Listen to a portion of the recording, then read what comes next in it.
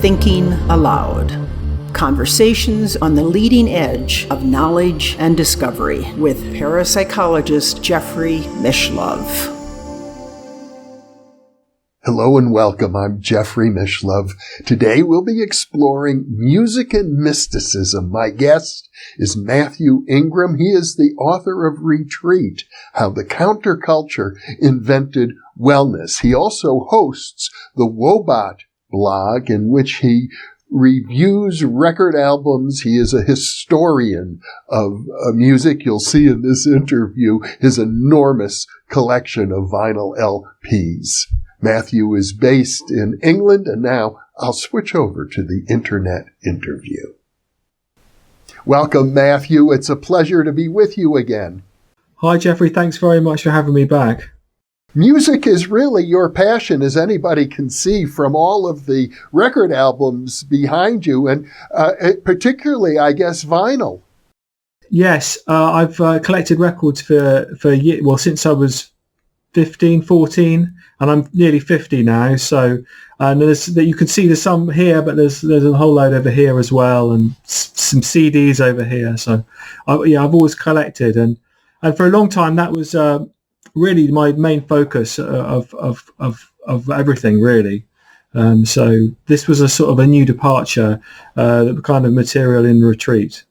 Sure, you're now known as a historian of the counterculture era, which is, I think, a very significant era, certainly in my own development, having lived through it when I was in my early 20s, a very seminal period in my life. But the significance of music in that era is especially interesting because we were listening to so much music back then, and all of the same influences that you document that have affected the human potential movement, the counterculture, especially the importation of Eastern mysticism, is also reflected in the music.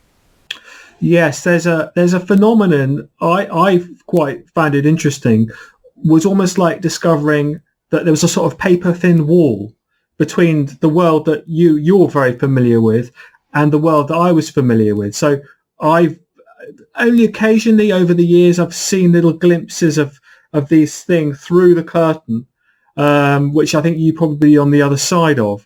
And writing the book, I was actually as though I was actually on the other side of the curtain, looking through into the music and seeing, and that's what that means, and that's how this makes sense. And yeah, it's so important to that era. And I think that music changed around that time. And I think that almost could be seen as happening in the same way as these ideas from the East especially came to the West. Well, when you go from Elvis Presley to the Beatles, one of the major distinctions, I think, is the interest in Eastern mysticism. Yes, although that's definitely one of the main things, but I sort of see the sea change happening quite early. Certainly in the book, I write from the Beat era, and so I think with rock and roll, really, you can hear, a change in almost like an unconscious awakening that you can hear in the music. So, for instance, something like Presley, you mentioned, something like the way he sort of is a sort of anti-societal figure, and the way it sort of breaks down the rigid structures of Western society. That's like almost like the clarion call for the sea change that's happening in society or in the way of thinking. There's something like Presley's Blue Moon, the use of reverb on that's very unusual. And there's other rock and roll things. There's something like Marty Robbins' Don't Worry, something that I discovered very recently, but also the Everly Brothers, their close harmony is very unearthly and very, very unusual. So it's present very early on, I think. Even going back to someone like Robert Johnson, the blues singer, that sort of hellhound on my trail, this idea of kind of psychic elements outside of the normal realm of society, coming in through the music. So beyond the Beatles, certainly. Well, since you mentioned Robert Johnson, as I recall, there's a famous legend about him selling his soul to the devil in order to create music. And I think that's an interesting theme. Absolutely. I think in some ways, coming from your perspective as someone who's interested in psychic material or aware of different traditions of spirituality, something like the devil in that context, he could be seen more as a sort of an earth spirituality.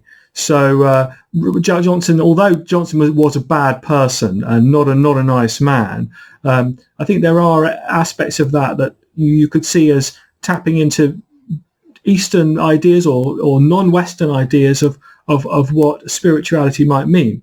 For instance, friends of mine who I show them pictures of Mahakala, the Tibetan deity, they're like, "Oh my goodness, this is a demon. This is a devil." No, Mahakala, he's a protector. He's protecting the Dharma. So I think Johnson's turn towards the devil there, I think it's more nuanced than just seeing it within the Christian tradition. Well, even within the Christian tradition, I've done a number of interviews now about Satanism, and if we look at the classic works like John Milton's Paradise Lost, you get a lot of nuance with regard to the figure of Satan and what he actually means, very different than the pop culture idea. I think in Western tradition we have two ideas. One is, Satan is pure evil, and the other idea is more akin to Eastern mysticism, in which there's complexity to that character. That's right. I mean, it's not really my subject, so I won't go into it, but I know that, the Christian tradition is changed, and people's understanding of it has changed over the years. But certainly in terms of the mass culture, something like rock and roll could be understood, in that sense. Jumping into the mass culture, I found it very interesting that you brought up in your blog an album by a famous album by a punk rock group. I think, if I remember correctly, something called Pink Flag. Yes. And you would say, even though they're not explicitly Buddhist in any way, you notice that there are some fascinating parallels between punk rock and Zen Buddhism, the violent side of Zen Buddhism, actually. That's right. And Pink Flag is a very interesting, immediately it's a very iconic minimalist cover. And there is this aspect to quite a lot of punk rock. Punk rock I always see as actually getting back in touch with the original ideas of the counterculture. It's almost like flipping the coin, but it's the same coin. And Pink Flag and Wire's music, it has that violent quality that someone like D.T. Suzuki really highlights in Buddhism. With cats being cut in two and students being thrown from balconies, and for instance, the teachers hitting their students and the like of that sort of violence as a tool for awakening. But there's a whole range of qualities of that record that have definite Zen Buddhist qualities. Well, it's very interesting. Most people don't think of violence associated with Buddhism, and the examples that you give, to be honest, I wasn't particularly aware of. Throwing a student off a balcony or cutting a cat in half, I wasn't aware of. I understood that Zen masters will come with a stick and hit their students as a form of awakening, but the more violent extremes were new to me. I was surprised. There's a remarkable story that Suzuki absolutely loves, which is of a small boy who copies his master, and he's notices that the master, in response to any question, would raise his finger. And the little boy starts copying the master, and he goes around town copying the master, raising his finger. And the boy comes in to see the master, and he cuts his finger off. In the way of these things, the boy is eventually extremely grateful to his master for pointing out the fact that the absence of the finger. So no, absolutely, that was a big part of that thing. So the violence in punk, can be seen as part of that sort of overthrow. And obviously, one of the main things of Zen Buddhism, certainly as Suzuki interprets it, is its anti-authoritarianism.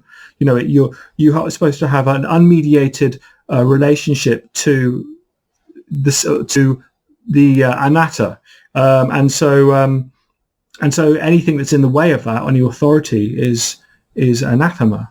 Well, there's a paradox there, because if the Zen master is obeyed after he cuts off the finger of a disciple, at least if that were to have happened in the United States, we would talk about it as the abusiveness of power in a psychotherapeutic context, which was associated with quite a few Eastern gurus who came over.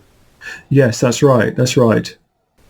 Anyhow, let me bring the conversation back. I think this discussion of violence is fascinating, and we're likely to come back to it. But in a deeper sense, I think one might say that mysticism has always had a very direct relationship with the idea of sound itself. One of the things that I've picked up in my writings on it is essentially what the Indian tradition, the Hindus describe as nada yoga, which is this idea of obviously there are all these different disciplines of yoga. So Bhakti yoga about devotion, Hatha yoga, Raja yoga, and they're all techniques essentially to create union with the Godhead, or union with Brahma, and nada yoga is one of these angles. And certainly, Hindustani classical musicians tend to think of themselves, or certainly used to, as spiritualists first, and musicians as second. The music was a technique by which you achieved, union with the deity. So it's like, from our Western perspective, or our current Western perspective, we'll understand it as music. Well, that's actually not what's actually at stake. It's a different concept. So nada yoga. So I guess what everyone's probably most familiar with regards to that is the Omkara, which is Om, the sense of the sound, the primordial sound, the root of all sounds, and that's very important, obviously, in music.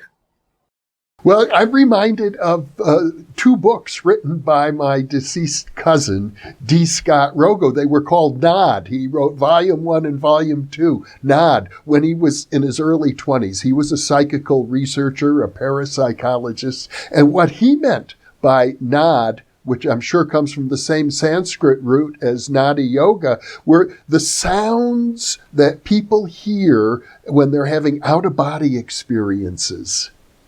That's very interesting, yes. And there's a lot of aspect of what we might call psychic music, for want of a better term, where the musicians are hearing sounds and transcribing them. So, for instance, Brian Wilson was almost tortured by trying to replicate the sounds in his head, the sounds in his dreams. In the recording session for Smile degenerated into sort of into an insanity, and eventually he was unable to finish the record.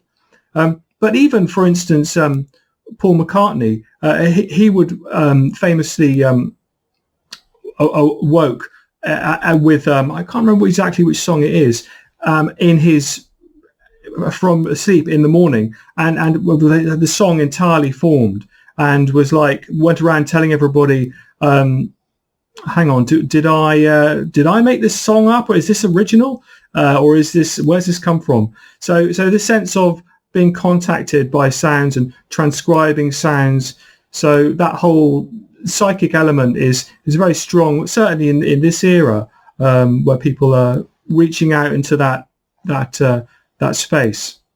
I understand that Mozart had the same experience, saying that he heard the music in his head and he just wrote it down. I think he even said, "Thank God it's Mozart."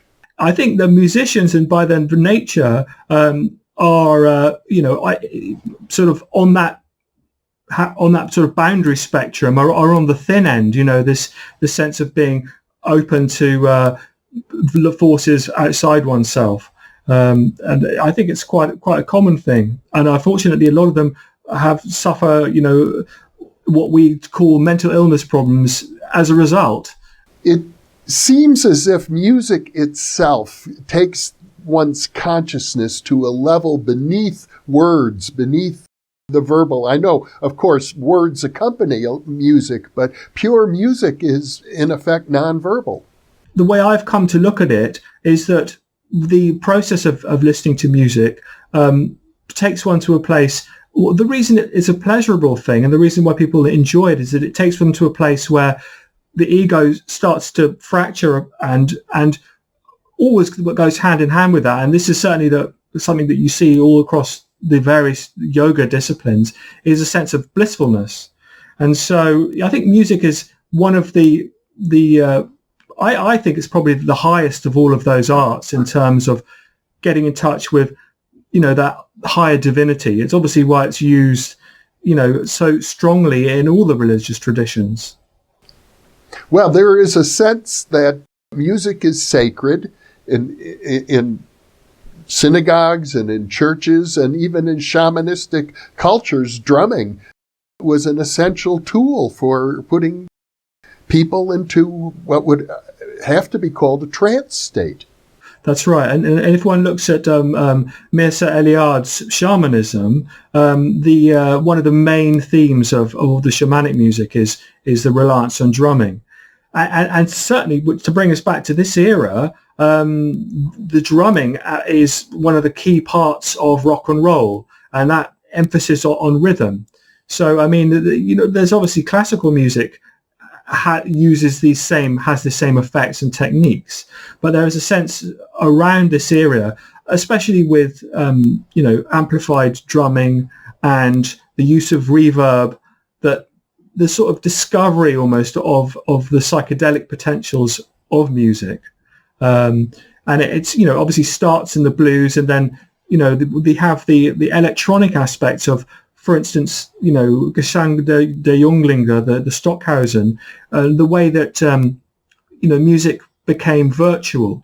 When you heard a recording before these pivotal electronic recordings, you knew that you were listening more or less to the sound being recorded in the studio, maybe with a couple of microphones. But then with this era, especially with something like Sgt. Pepper's, you have the studio as instrument, but involved in that is the idea that you're looking at a mirage, or you're hearing a mirage, and that immediately enters into this kind of metaphysical space of listening and understanding music. And it's something now that we're very familiar with. We're almost, if you turn on the radio nowadays, you will hear something that sounds like it couldn't be created in a studio. You couldn't sing it, or someone couldn't sing it. Earlier, you mentioned that the classical Indian musicians, the raga musicians, for example, saw themselves as spiritual first and foremost, and as musicians secondarily. And I'm under the impression that when we come to John Coltrane and his evolution as a musician, particularly in his great album, A Love Supreme, which I understand is considered possibly the best jazz album ever, that he had entered into that state. He was trying to transmit some sort of a state of consciousness related to that very concept of a love supreme. And many reviewers and listeners and critics seem to agree that he achieved that. Yes, that's right. And I know that very belatedly, Ravi Shankar actually got to hear it. I think it was actually in the 90s, and he eventually got around to hearing Love Supreme. He heard some very stormy Coltrane music. Shankar heard things like Ascension, which are very deranged. And I think from that point of view, although accepted him as a sort of student, never really got his music. But I think A Love Supreme was something that he absolutely really adored. It was a big record in Haight-Ashbury. I think Phil Lesh remarks that, walking around Haight-Ashbury, you could hear it coming out of everybody's pad. And modal jazz, which Coltrane was an important exponent of, takes a kind of fundamentally Hindu principle or to the construction of the music.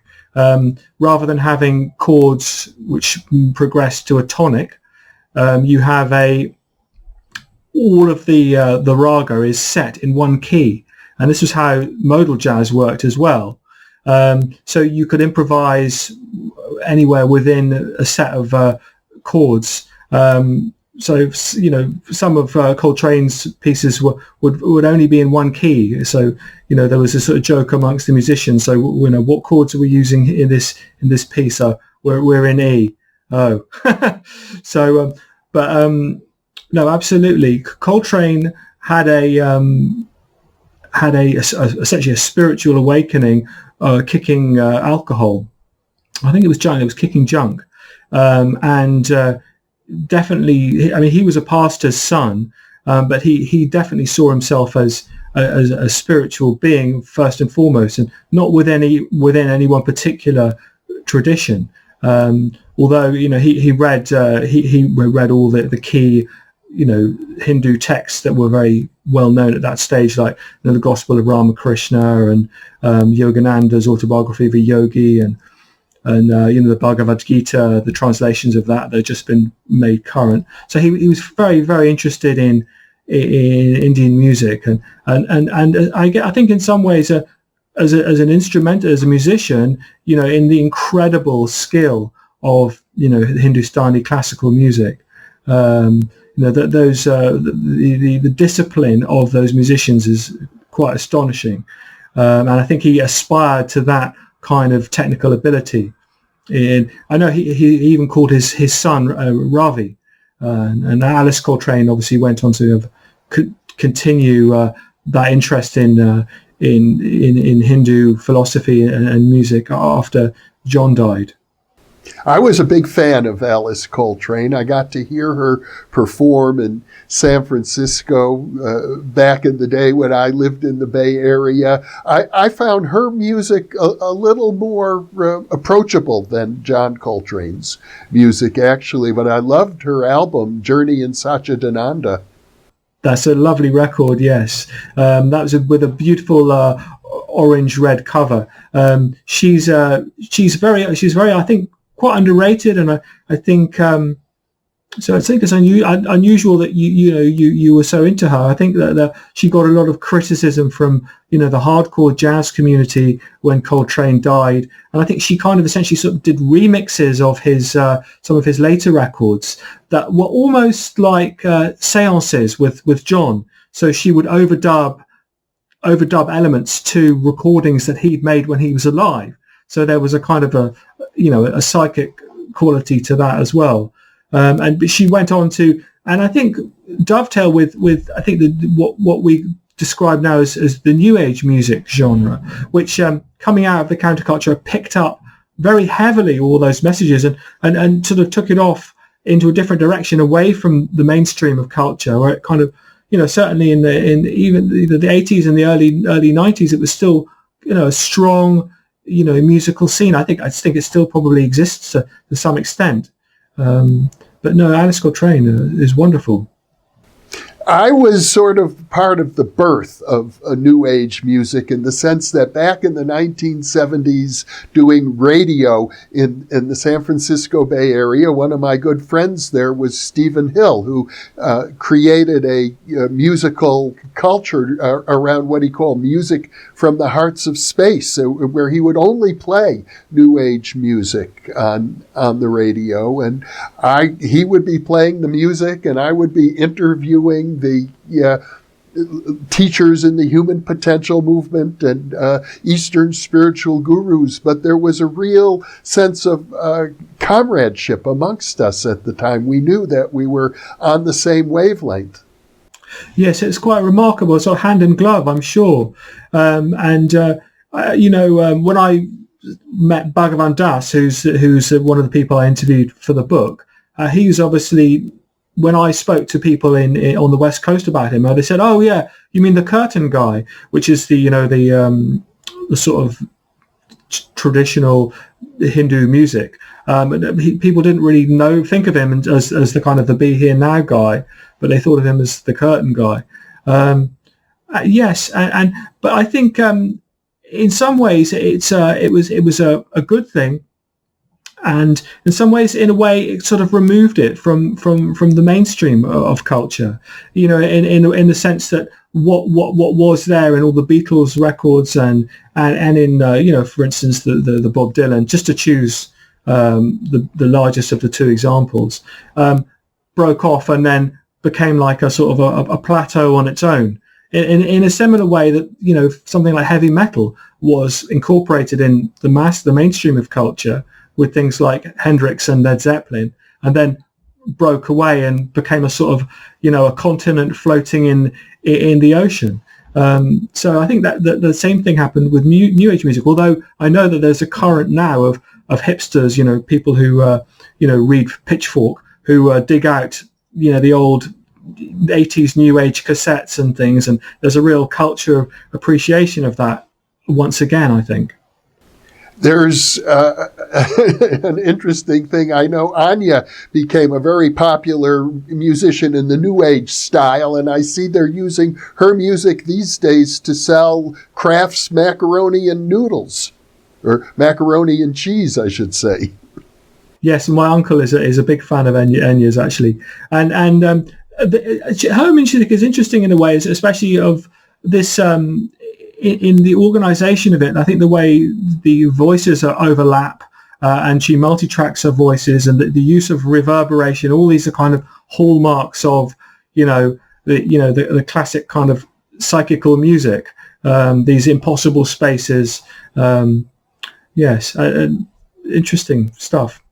Well, many of the musicians from the 1960s had gurus at the time. I even had an opportunity once to interview Carlos Santana, and the reason he came on my radio program was at KPFA was to talk about his guru, Sri Chinmoy.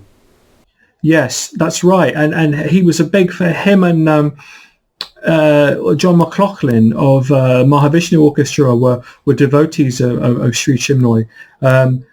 There's a big the way that the gurus interfaced with the rock musicians was obviously very important. I mean, someone like Pete Townsend, the guy from The Who, he had a guru, Meher Baba, and obviously the Beatles had Maharishi Yogi, and it was almost de rigueur. I mean, you mentioned Alice Coltrane earlier.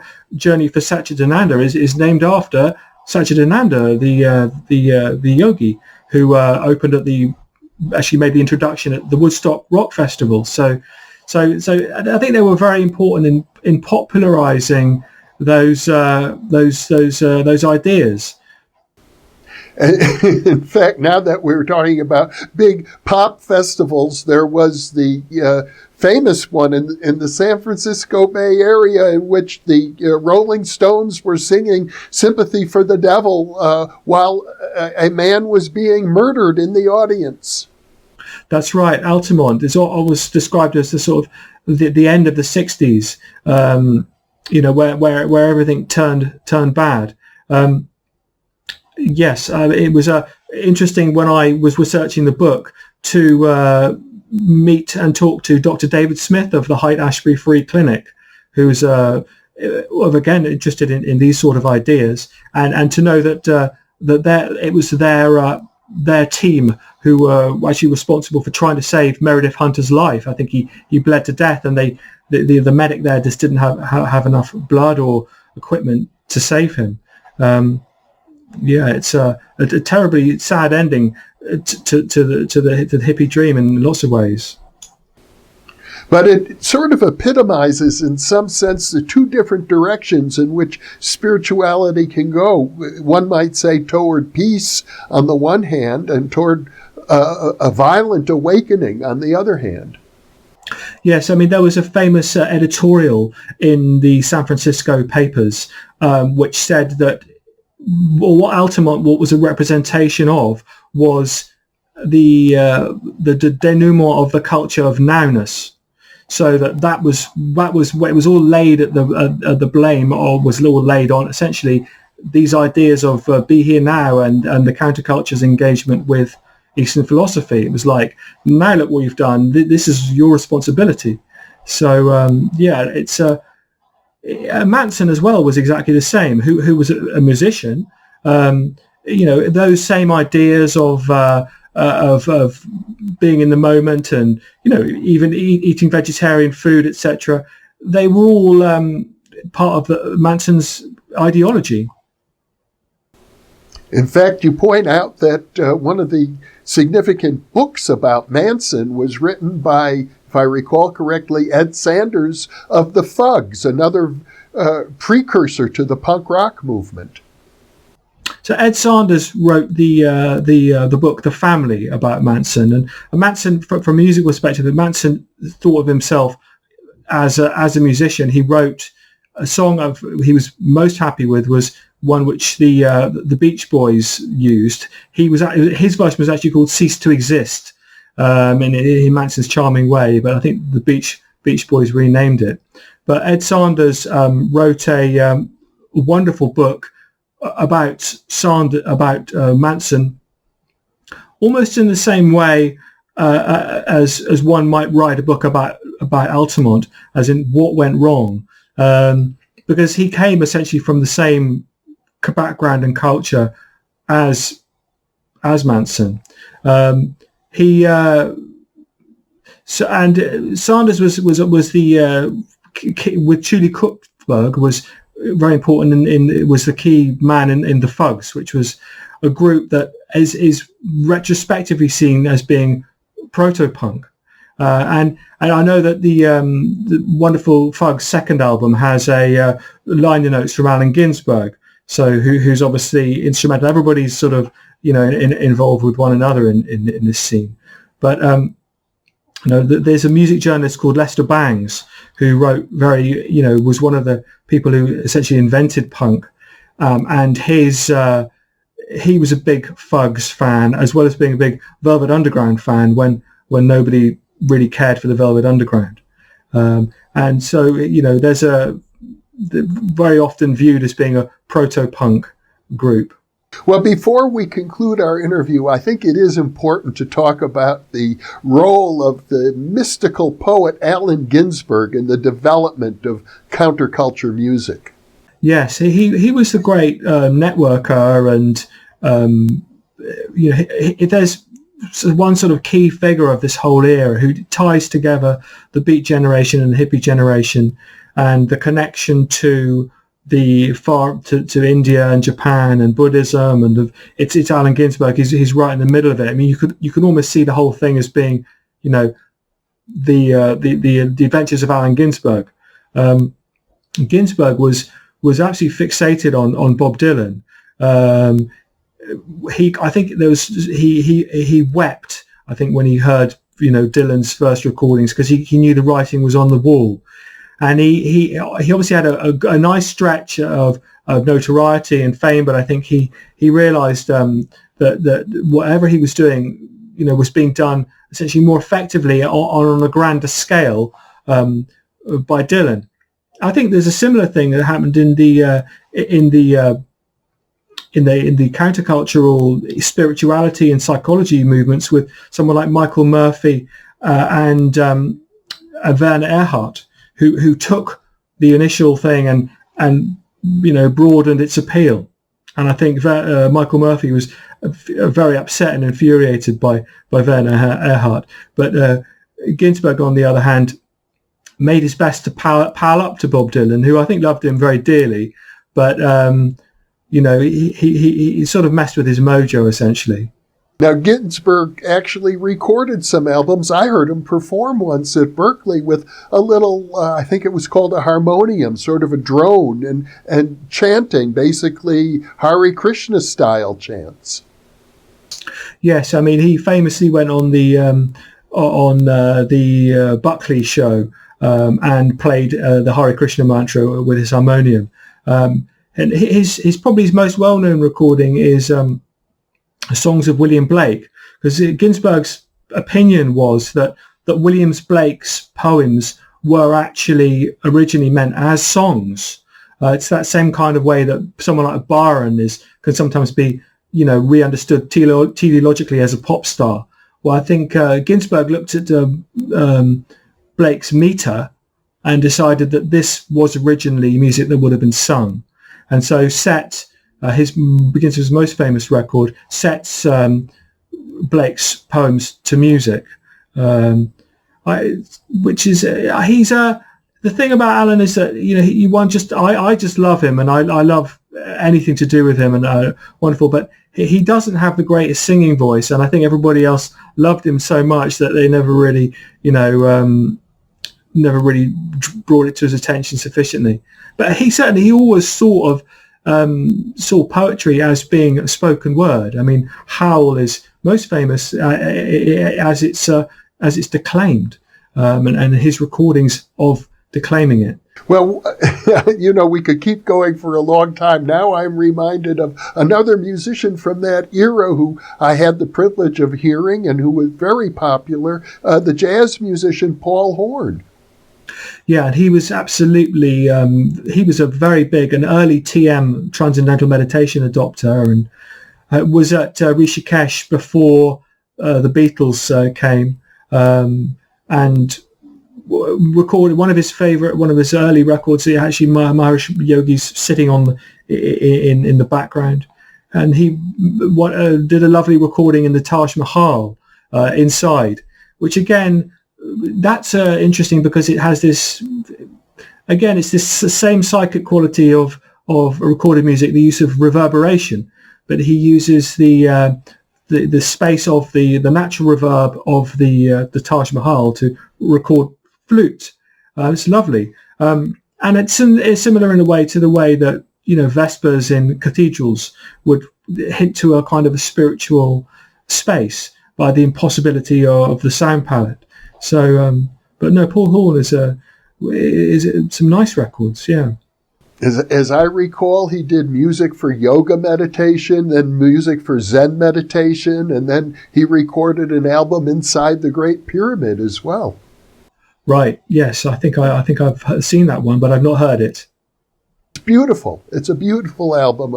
I think of it probably as his best, as a matter of fact. Although I remember in the days when I was just starting to meditate, when the music for yoga meditation felt very profound to me. Yes, and I think people certainly have continued to and do continue to use music as a form of kind of informal meditation. I know we've spoken about meditation in earlier talks, but the way people switch off and zone into a piece of music, I mean, that's meditation in essence. It certainly is. Well, Matthew Ingram, this has been a great pleasure. I know we've had some interruptions due to technical problems, but I'm very happy to be with you and thrilled to really get a chance to dig into your biggest passion, music itself. Thank you, Matthew, so much for being with me. Thanks very much, Jeffrey. Thanks again for having me. And for those of you watching or listening, thank you for being with us.